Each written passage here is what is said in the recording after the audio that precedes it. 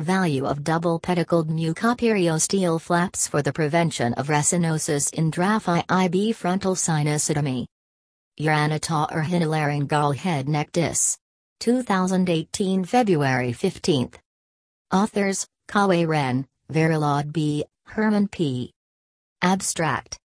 Introduction. The extent of bone exposure is one of the major factors contributing to failure of endoscopic frontal sinusotomy procedures. Double flaps providing cover of exposed bone have already been described for Draf III procedures in a cadaver study using posterior and lateral pedicled nasoseptal flaps. As these flaps overlap on the septal side, they cannot be raised from the same nasal cavity in a Draf IIb procedure. We describe a new technique using two local mucoperiosteal flaps raised from the same side to entirely cover the bone margins exposed by Draf IIb frontal sinusotomy. Surgical technique. A left Draf IIb procedure was performed to drain a frontal mucocell.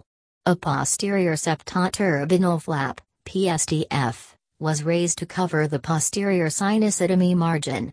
A lateral pedicle nasoseptal flap, LNSF, was raised on the same side to cover the anterior margin.